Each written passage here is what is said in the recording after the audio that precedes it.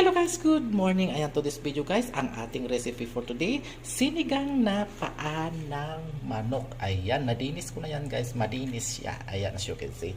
So ayan, lulutuin na natin. Intro, pasok!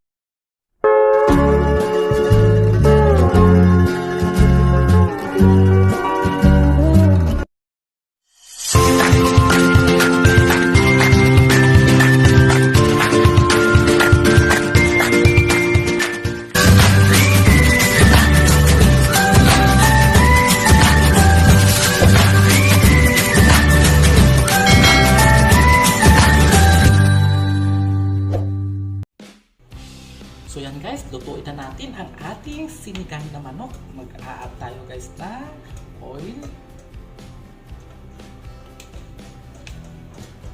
Ayan, ilagay na natin yung ating unang ingredients. Ito, ginger.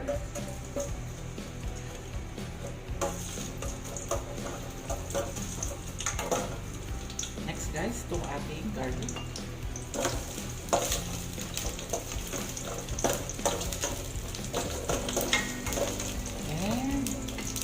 Ating onion.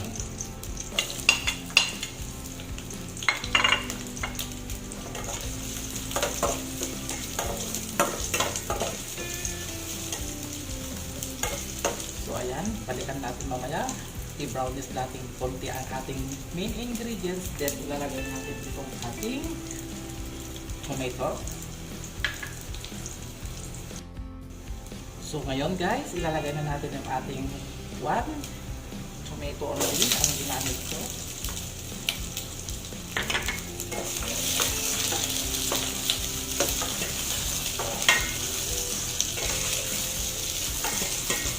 And next guys, lagay na natin itong ating nilinis natin paa ng manok.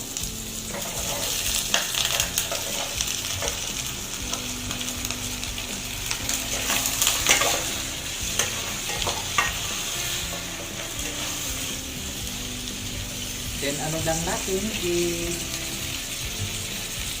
luto lang natin siya ng 2 minutes. Then saka natin maglagay ng hot water. Yun, nagpapakulo na ako.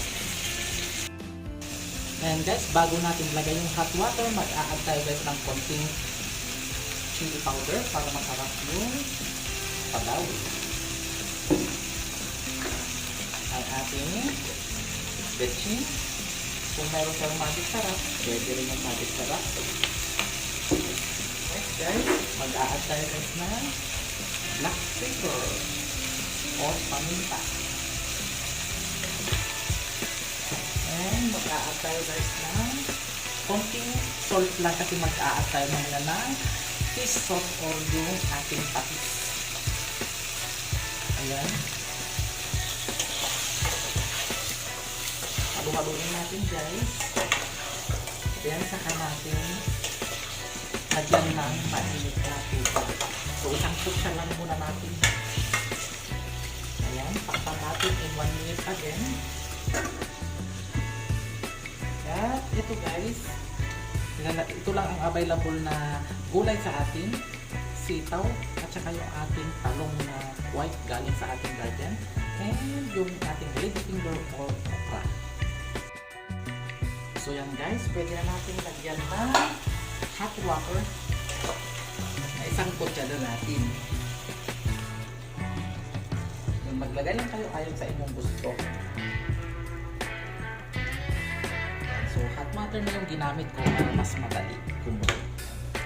So ayan na yung ating chicken feet o paa ng manok. So ayan, mamaya mag-a-add tayo mamaya ng patis yun na ang permanent na ingredients na gagamitin natin para sasarap yung ating sabaw. So, at natin lutuin natin yung manok within 5 minutes. Ayan, ngayon, hatiin na rin natin itong talong. I-ready na natin. So, yan guys, kumukulo na siya. Ilagay na natin yung ating sinigang sa sampalok mix. Ayan. And yung ating pang-control sa ating panlasa na patis kasi matabang kanina yung panlasa ko. So, nag-add ako ng patis. Ayan, haluin natin guys. Kung kulang mamaya yung sinigang natin, mag-aantay guys. Ayan o, ayan o. Sarap ng ating manok. Sinigang. Sarap. So ayan, nag-add tayo ng patis kanina. Tikman natin yung ating sabaw.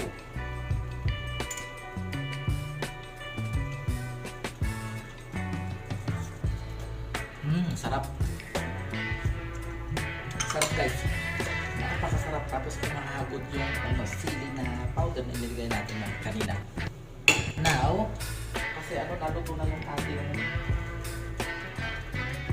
paka, ilalagay na natin itong ating sitaw, yung ating lady finger,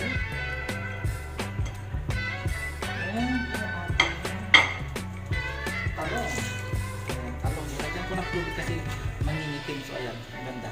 Hindi siya nangitim. Kaya kapag nag-cut kayo ng talong, lagyan nyo ng tubig para hindi siya nangingitim. So, kunting trivia na naman yun sa kaya kapag nagkakat kayo ng talong, lagyan nyo ng tubig para hindi mangitim. Ayan. So, ikailalim natin itong ating mga gulay guys. Yan, sarap. Yan, so takpan natin ulit guys. Tutuloy na lang natin itong mga gulay at ready to eat na tayo. So yan na guys, yung ating sinigang na paa ng manok recipe, lutong Ilocano. Ayan, yummy guys. Ayan, ugalihin ninyo kumain ng paa ng manok kasi high in collagen ito, napakasarap. Maganda ito sa mga nag-edad na 30 pataas para maluwag-luwag yung ating kasukasuhan. Maganda ito. Ayan, so thank you for watching.